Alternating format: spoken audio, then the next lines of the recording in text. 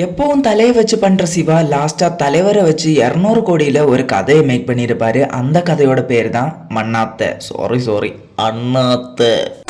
இந்த படம் ஸ்டார்ட் பண்ணியிருக்கதே பார்த்தீங்கன்னா கொல்கத்தா சிட்டியில தான் ஸ்டார்ட் பண்ணியிருப்பாங்க. இந்த சிட்டியில ஒரு பெரிய டானை தேடிட்டு இருக்காங்க. யாருன்னு பார்த்தா நம்மளோட அண்ணாத்த. அண்ணாத்த என்கிற பெயர் கல்கத்தாவின் மூலை முடுக்கில் எல்லாம் எதிரொலித்துக் கொண்டிருக்கிறது. யார் இந்த அண்ணாத்த? எங்கிருந்து வந்திருக்கிறார்? எதற்காக வந்திருக்கிறார்? அடங்கப்பா, இது உலக நடிப்புடா சாமி. கொஞ்சம் பேப்பர் கிளிப்ஸ்ல கூட அடங்கொம்மால இப்படி கூட பண்ணுவீங்களான்னு சொல்ற மாதிரி பண்ணி வச்சிருப்பாங்க. Who is this அண்ணையா?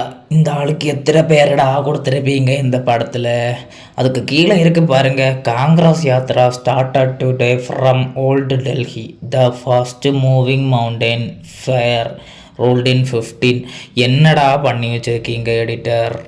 அப்படி அந்த கொல்கத்தா சிட்டியை ஃபுல்லுமே பார்த்தீங்கன்னா அண்ணாத்தையை தேடிட்டு இருக்கும்போது இப்போ பார்த்தீங்கன்னா அண்ணாத்தையோட ஒரு தரிசனம். அண்ணாத்த நமக்கு கிடைக்கலடா, நாம தான் அண்ணாத்தைக்கு கிடைச்சிட்டோம்.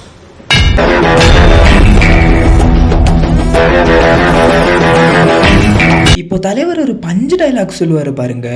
இந்த படத்துல எப்போ சிரிக்கணும் எப்போ அழுகணும்னு நான் தான் முடிவு பண்ணுவேன், அது நீங்க இல்லடா. என் பேரு காளையன். என்னது உங்க பேரு காளையனா? அப்ப காளைக்கெல்லாம் வைக்கிற பேரு அனி, சிவா இந்த மாதிரி பேர் வைப்பாங்களோ? சரி, யாராவது வைக்கட்டும், நம்ம இப்போ ஒரு குத்தாட்டத்தை போட்டுருவோம். அதிரடி சரவெடி தெருவெங்கும் வீசு. நெக்ஸ்ட் நம்ம வில்லன் கோக்குமாக்கு சாரோட என்ட்ரி. இப்போ நோட்புக் சரக்குன்னு கொடுத்தீங்கன்னா படக்குன்னு கை போட்டு வடக்குன்னு கிளம்பிடுறேன். ஓய், யாரா நீ? போய் அப்படி உட்கார். அடி உங்க சண்டே மண்டே டியூஸ்டே வெட்னஸ்டே என்ன பேசிக்கிட்டு இருக்க? மோசமான முள்ள மாதிரி. முள்ள மாதிரி சார். யாரா முள்ள மாதிரி? உங்க பேரு முள்ள மாதிரி இல்லையா? எங்க மாமா பேரு முள்ள மாதிரி இல்ல. ஏற்கனவே நான் மண்டை சூடுக்காரன்.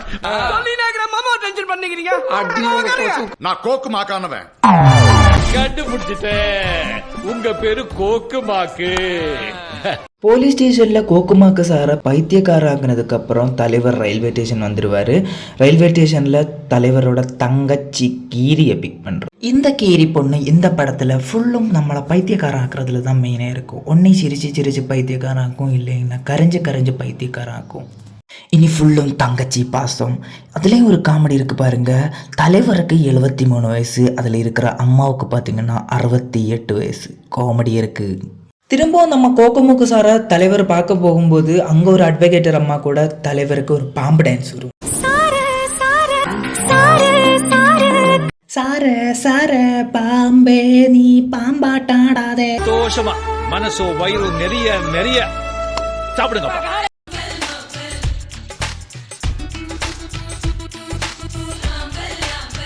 இந்த ஆம்பல் சங்குக்கு அப்புறம் தங்கச்சிக்கு பையனை பார்க்க போகிற சீனு. எல்லாருமே பொண்ணை தான் பார்க்க போவாங்க, இங்கே தங்கச்சி பையனை பார்க்க போவாங்க. எடுத்துக்கங்க பட்டு, எடுத்துக்கங்க காளைய. என்னடா பண்றீங்க? மாப்பிள்ள பார்க்க வந்த இடத்த பார்க் ஆக்கிக்கிட்டு யாராவது ஒரு ஆள் எடுங்க.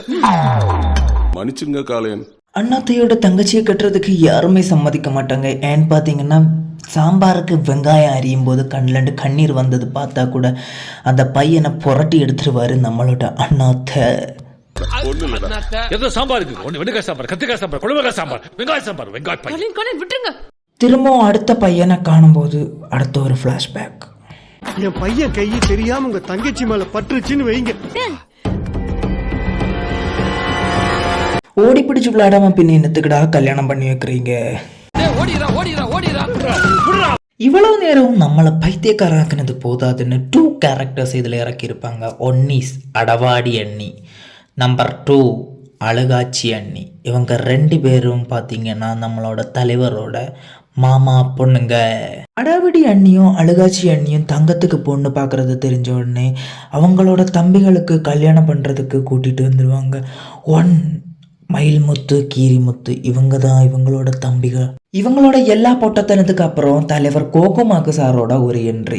இந்த என்ட்ரியில் தலைவர் கோக்குமாக்கு சாரு தலைவரை போட்டு குத்த அண்ட் தலைவர் கோக்குமாக்கு சாரை குத்த மாறி மாறி ஒரே குத்தாக தான் இருக்கும். இது என்ன பிரமாதம்? இது விட பெசலைட் ஒண்ணு இருக்கு. கண்ணா பண்ணிங்க தான் கூட்டமா வரும்.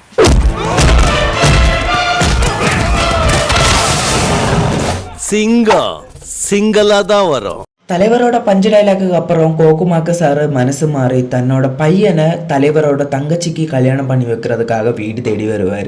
கோகுமாக்கு கேட்ட உடனே இந்த கல்யாணத்துக்கு தலைவரும் சம்மதிப்பார். ஏன்னா பையன் டாக்டர். என் தங்கச்சி ஒரு கோடீஸ்வரன் கட்டி கொடுத்தாலும் ஒரு உடம்பு சரியில்லைன்னா ஒரு டாக்டர் கிட்ட தான் கூட்டிட்டு போவான். ஒரு டாக்டருக்கு அவளை கட்டி கொடுத்துட்டா பட் தங்கச்சி நைட்டோட நைட்டு பை பை காட்டிட்டு ஓடி போயிடுவாங்க. சொல்டா சேகர், நம்ம தங்கச்சி கடிச்சிருச்சுன. என்னடா தங்கச்சி வரமாட்டேங்குதுண்ணே. ஓடுகாளி எவனோட அவ ஓடினாலும் அவளை கண்டம் துண்டமா வெட்டி எரிஞ்சிட்டு அவளை இழுத்துட்டு வர சொல்லுங்களையா. குடும்பத்தில் உள்ள எல்லாருமே ஒரு ஒப்பீனியன் சொல்லுவாங்க, அவளை வெட்டிரு சாச்சிரு இந்த மாதிரி. ஆனால் காளையும் அதெல்லாம் செய்ய மாட்டார், மனசாட்சி உள்ள மனுஷன். போ சொல்றான்.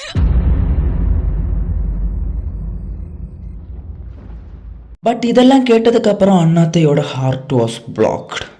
தங்கம் தங்கம் செல்ல தங்கம் தங்கம் செல்ல தங்கம் தங்கம் செல்ல தங்கம். கொஞ்ச நாளத்துக்கு அப்புறம் தலைவர் கொல்கத்தாயில் தங்கச்சியை தேடி போவார். தங்கச்சியை தேடி எங்கே தேடியும் கிடைக்காது.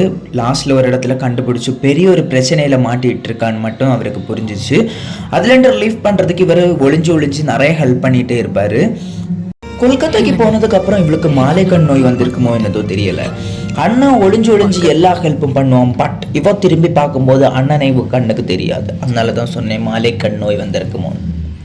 இல்லை இவளுக்கு குதிரை கண் நோயா இருக்கும். குதிரைக்கெல்லாம் சைடில் பார்த்தா கண்ணு தெரியாதுல்ல, அந்த மாதிரி குதிரை கண் நோயா இருக்கும்.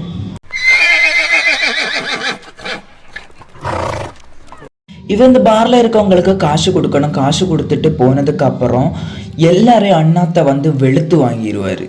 இவ தனியா இருக்க தெரிஞ்ச அண்ணாத்தை புதிய ரூமுக்கு ஷிஃப்ட் பண்ணிடுவாங்க. ஷிஃப்ட் பண்ணும்போது இங்க ஒரு பொண்ணு இருக்கும். இந்த பொண்ணு தான் வக்கீலம்மா. இந்த வக்கீலம்மாவை இந்த பொண்ணு பார்த்ததே இல்லை. ஏன்னா இவளுக்கு மாலைக்கண் நோய். அதுவும் இல்லாமல் பக்கத்தில் அண்ணாத்தை இருப்பாரு. அப்போவும் அவளுக்கு கண்ணு தெரியாது. ஏன்னா இவளுக்கு மாலைக்கண் நோய். சாரி குதிரை கண் நோய். இவங்களோட எல்லா பிரச்சனையும் காரணம் இந்த மனோஜ் தான். தந்தப்பிடி மனோஜ். இவன் தான் எல்லாத்துக்கும் காரணம். ஸோ இவங்களோட பிஸ்னஸ் டீலிங் எல்லாமே கேன்சல் ஆயிரும். இவங்களோட கம்பெனி எல்லாமே சேலும் பண்ணிடுவாங்க. அதுக்கப்புறம் மகாராணியா இருந்த அண்ணாத்தையோட தங்கச்சி பிச்சைக்காரையா மாறிடுவாங்க.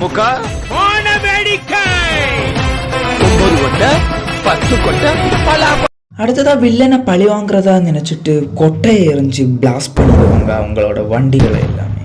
இதுல கூட இந்த பொட்டக்கண்ணிக்கு கண்ணு தெரியாம போகுது. ஐயோ பரமாவா அண்ணன் நிக்கிறான், எங்கிலும் அவளுக்கு கண்ணு தெரியாம போகுது. திரும்பி பார்க்கும் போது அண்ணன் மாஞ்சு போயிடு. என்னடி பண்ற? எனக்கு அவளோட மைண்ட் வாய்ஸ் கேக்குது. வடா போச்சே. கல்கட்டாவே சல்லடை போட்டு தேடிக்கிட்டு இருக்கோம். அவன் கிடைக்காம அவன் பயந்து தெரிச்சு ஓடிக்கிட்டு இருக்கான். நம்ம துரத்தி வேட்டையாடிக்கிட்டு. இந்த வண்டிக்குள்ள இருக்க 2 மரமாடு கழுதைகளும் நினைச்சிட்டு இருக்குது இது மஞ்ச வளன்னு. ஆனா அண்ணாத்தை பத்த வச்சு விடும்போது தான் தெரியும் இது பெட்ரோல்னு. நானே என் கையால ஒரு உலகத்துக்கு சொல்லு, நீதான் என்ன கொன்னு. ஃபர்ஸ்ட் வில்லன் செத்ததுக்கு அப்புறம் 2வது வில்லன் சொல்லுவான், முதல் முறையா என்ன கண்ணீர் சிந்த வச்சது நீன்னு சொல்லிட்டு ஒரு பஞ்சு டைலாக் விடுவார். அதோட அவரோட கதையும் க்ளோஸ். அடுத்து பின்னும் தங்கச்சி பாசம். அதோட இந்த படத்தோட சுபம். இந்த படத்தை பார்த்துட்டு யாரெல்லாம் ரத்தம் சிந்தினீங்கன்னு மறக்காம வீடியோக்களை கமெண்ட் பண்ணுங்க.